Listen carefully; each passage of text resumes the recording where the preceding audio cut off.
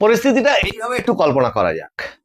এক দর্দণ্ড প্রতাপ স্বৈরাচারী, যার কথায় পুলিশ প্রশাসন মন্ত্রী আমলা সবাই, এমনকি একদম একটি ঘাস থেকে শুরু করে গাছের মগডালের পাতা পর্যন্ত যার কথায় নড়াচড়া করত, হঠাৎ 4 তারিখ বেলা 12টার সময় যিনি দেশের স্বরাষ্ট্রমন্ত্রীকে আমন্ত্রণ জানিয়ে বলেছিলেন যে উপস্থিত থাকতে, তিনি ডিজে বাজাবেন আর সঙ্গে একটু রবীন্দ্রসঙ্গীত চালিয়ে শোনাবেন, যিনি সমস্ত সীমা, হুমকির সমস্ত জাগতিক সীমাকে অতিক্রম করে গিয়ে এই রাজ্যের ভোটারদের উদ্দেশ্যে বলে বসেছিলেন পুষ্পাকে পাশে নিয়ে যে ইলেকট্রিক চুল্লি বানানোর কথা, শ্মশান বানানোর কথা বলেছিলেন,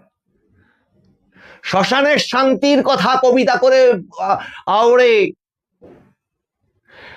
পরোক্ষে শুনিয়েছিলেন, সেই মানুষটি এই 4 তারিখ বিকেল 4টের সময় দেখলেন চারপাশ সব ফাঁকা, যা কিচ্ছু নেই। আর এই যা কিচ্ছু নেই শুধু উনি ভাবলেন তাই না, তার পরবর্তীতে যে দিনগুলো এগোতে থাকলো দেখতেই পেলেন ওনার চারপাশে যারা ঘুরঘুর ঘুরঘুর করত, ওনাকে যারা বন্দনা করত, ওনাকে ওই ডিজে ব্যানার্জিকে যারা এনার্জি বলতো, তারা সব কেটে পড়েছে এবং কেটে পড়ছে কেটে পড়ছে কেটে পড়ছে, সব পালিয়ে যাচ্ছে। যেতে যেতে যেতে যেতে তার সাথে সাথে যে ঘটনাগুলো ঘটলো সেগুলো কম চমকপ্রদ নয়। আর সারা পশ্চিমবঙ্গের শান্তিপ্রিয় সনাতনী হিন্দু মানুষজন তারা তো বটেই, রাষ্ট্রবাদী মানুষজন তারা নয়ন ভরে দেখতে লাগলো পরিণতি করুণ থেকে করুণতর হচ্ছে ওই ডিজে ব্যানার্জির। বন্দে মাতরম। নমস্কার, মানুষের ভাষায় আপনাদের সকলকে স্বাগত। আমি প্রবীর রায়চৌধুরী আপনাদের সাথে। আপনাদের সকলকে অনুরোধ জানাই চ্যানেলটিকে সাবস্ক্রাইব করবার জন্য। লাইক করা আপনাদের ইচ্ছার উপর নির্ভর করে, কমেন্ট অবশ্যই লিখবেন এবং নোটিফিকেশন অন রেখে আপনাদের যদি একটু শেয়ার করেন তাহলে আপনাদের মতামতগুলো বহু মানুষের চোখে পড়বে। এবার আসি আসল কথা। দেখুন কিভাবে ঘটনা প্রবাহটা এই মুহূর্তে দাঁড়িয়ে আছে। একের পর এক এফআইআর হয়েছে ভোটের পর থেকে এই ডিজে ব্যানার্জির বিরুদ্ধে, এবং তিনি দেখেছেন তার ডান হাত বাঁ হাত বলে যে যাদেরকে তিনি নিয়ে ঘুরতেন, 30খানা কনভয় গাড়ি নেই, একের পর এক সিকিউরিটি বাড়ির সামনে থেকে লৌহ প্রাচীর নেই।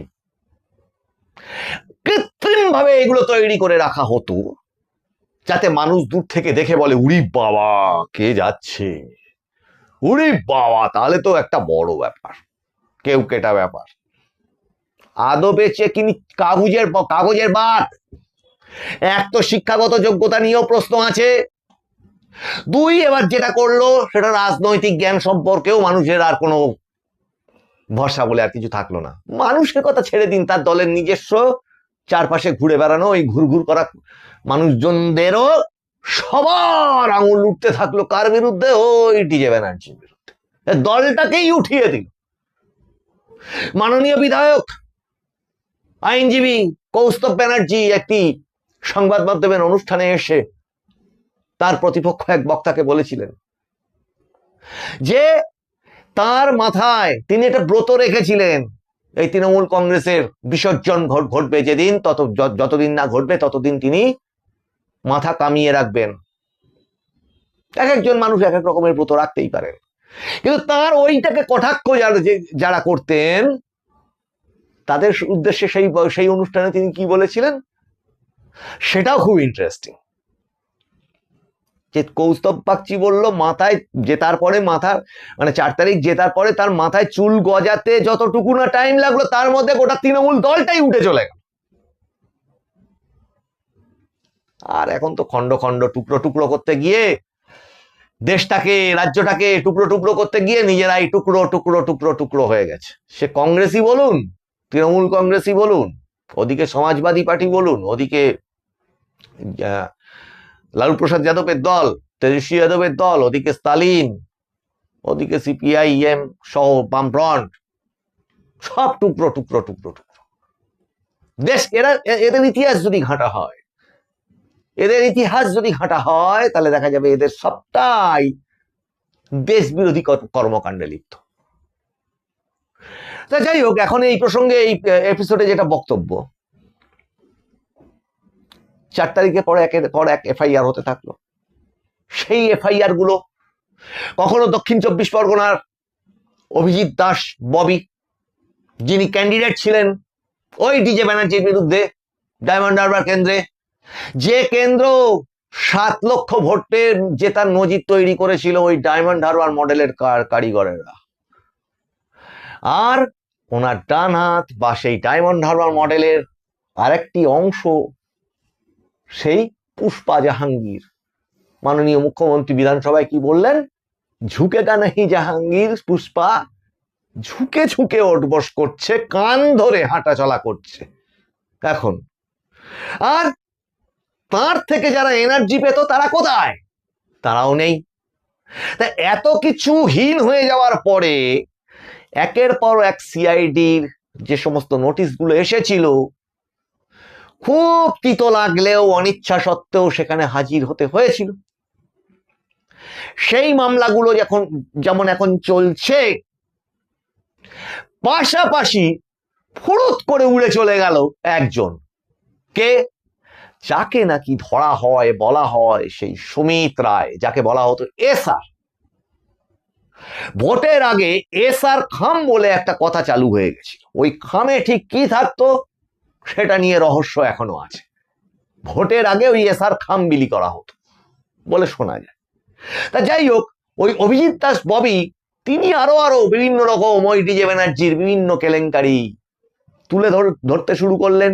কি মাটি কেটে একেবারে গর্ত করা পাতাল তৈরি করে বেচে দিয়েছে, সেটা 300 কোটি টাকা। আর ত্রাণ চুরি, এ তো ওদের একেবারে একটা কি বলবো, তৃণমূল কংগ্রেসের নেতা মানেই ত্রাণ চোর।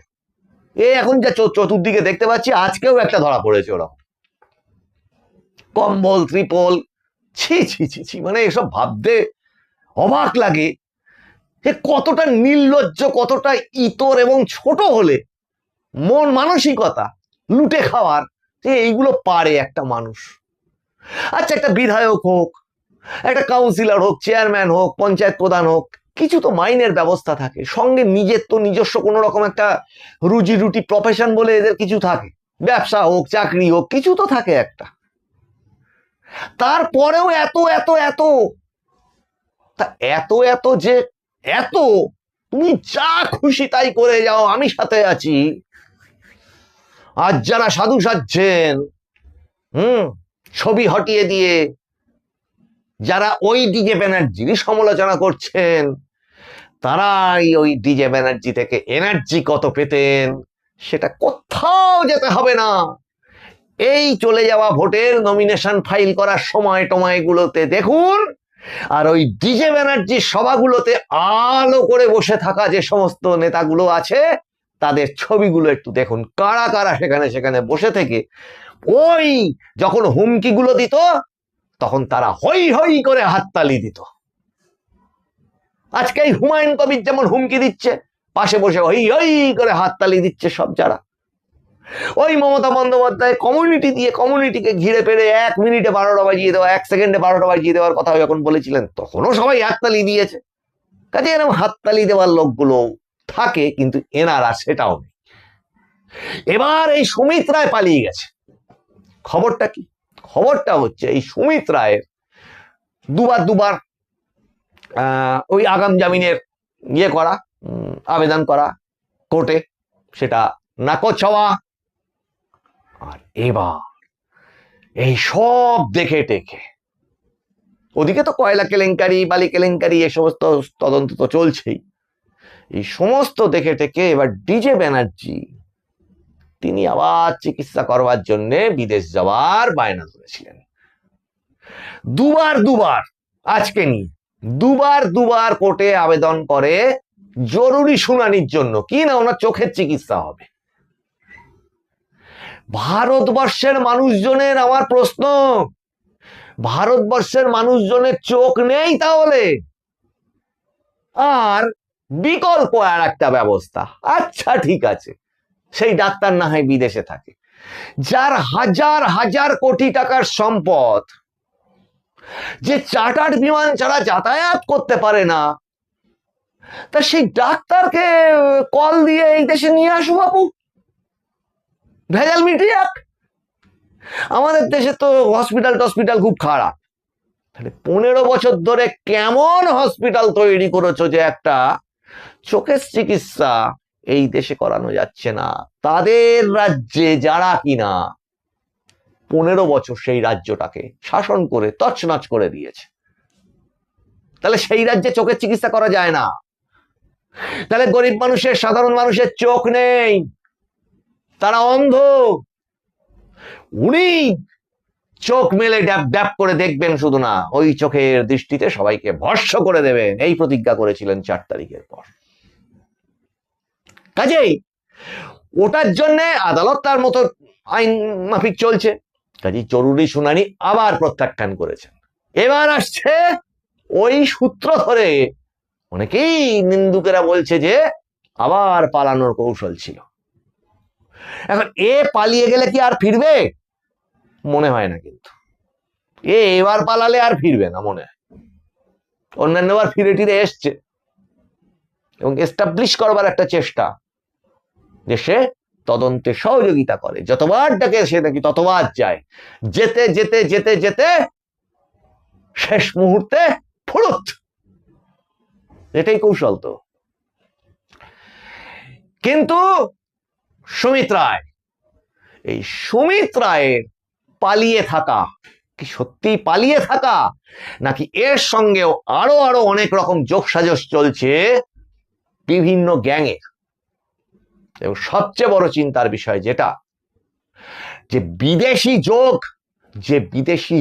যে বিদেশি এই দেশ বিরোধী শক্তি, যার এজেন্ট হিসেবে এই ডিজে ব্যানার্জি এবং তৎকালীন সরকার সমস্ত প্রশাসনটাকে কাজে লাগিয়ে দেশটাকে নষ্ট করতে চেয়েছিল, ওই বিদেশি এজেন্টের একটা রূপ হচ্ছে এই ডিজে ব্যানার্জি।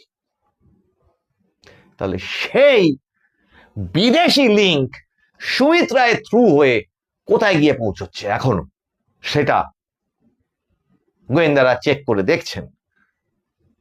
সমস্ত মিসিং লিঙ্ক মেলানো হচ্ছে, তার সাথে যেমন আজকে ওই ভয়েস স্যাম্পল টেস্ট নিয়ে এত কাণ্ড হচ্ছে, যে গলার স্বর উনি দেবেন না। কেন দেবেন না? আমি আগের এপিসোডেই বলেছি, বাঘের মতো নাকি আওয়াজ, হুমকি, তা কাগুজে বাঘ না হোক, মেনি বিড়ালের মতো অন্তত একটা মিউ করে ডেকে দিলেই তো মিটে যায় ভয়েস স্যাম্পলটা দিলে, তাতেও আপত্তি কেন? আদপে এজেন্ডা ফেল, আর ওই এজেন্ডা এখানে কাজে লাগবে না। মাননীয় মুখ্যমন্ত্রী শুভেন্দু অধিকারী বড় ইঙ্গিত দিয়ে রেখেছেন, গুন্ডা দমন বিলের সাথে যুক্ত হয়েছে কিন্তু এই সেই বিলটার একটা বড় অংশ কিন্তু সম্পত্তি বাজেয়াপ্ত করা, সমস্ত রকম ক্ষতিপূরণকে আদায় করা। এত বছর ধরে যত লন্ডভন্ড, যত ক্ষয়ক্ষতি হয়েছে, শুধুমাত্র সরকারি সম্পত্তি না, সেটা এমনকি প্রাইভেট সম্পত্তির ক্ষেত্রেও কিন্তু একই একই একই কথা খাটবে।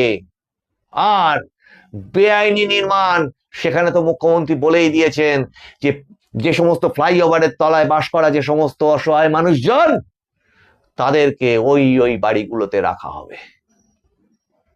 কাজে পরিণতিটা দেখা যাচ্ছে কিন্তু, আর পরিণতির দিকে ঘটনা এমন দ্রুত এগিয়ে চলেছে, এই আজকে ভয়েস স্যাম্পল টেস্ট না দিতে চাওয়া, তার জন্য আদালতে যাওয়া, এবং সেই আদালতের সেই মামলা যদি পিছিয়ে যায়, আমরা অপেক্ষা করে থাকব যে সিআইডি এবার কি ব্যবস্থা নেয় তার বিরুদ্ধে। কারণ আগের একটি মামলাতে কিন্তু কথা বলাই ছিল আদালতের তরফ থেকে যে সমস্ত রকম তদন্তে সহযোগিতা করতে হবে, হাজিরা দিতে হবে।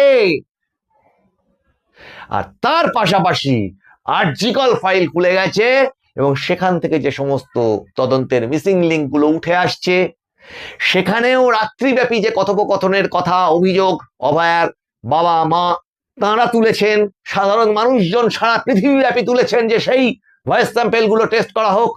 ওই ফোনে কাদের কাদের কথোপকথন আছে, কেন সেই কথোপকথনটা চালাতে হয়েছিল রাত 2টো, 2:30, 3টে ভোর পর্যন্ত।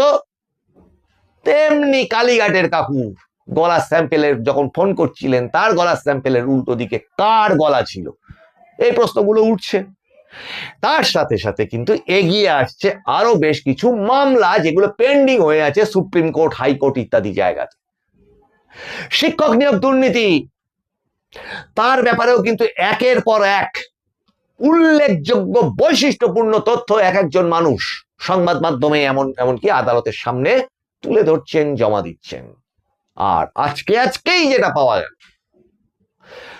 পুষ্পা জাহাঙ্গীরের বিপুল সম্পত্তির হদিশ পাওয়া গেল, সে তো ঠিক আছে।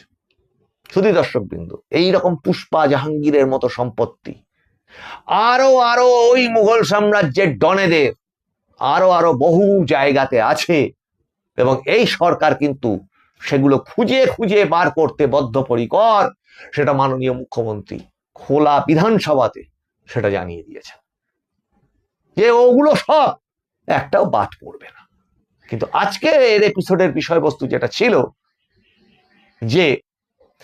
যেটাকে বলা হয় টাইমিং, তা সেই টাইমটা ঠিক কবে, এটা দেখার জন্য আজকে সাধারণ জনগণ বসে নেই, কিন্তু ওই ডিজে ব্যানার্জির সঙ্গে যারা ঘুরতেন তারা এবার বসে আছেন যে কবে সেই দিনটা এসে যায় হঠাৎ করে।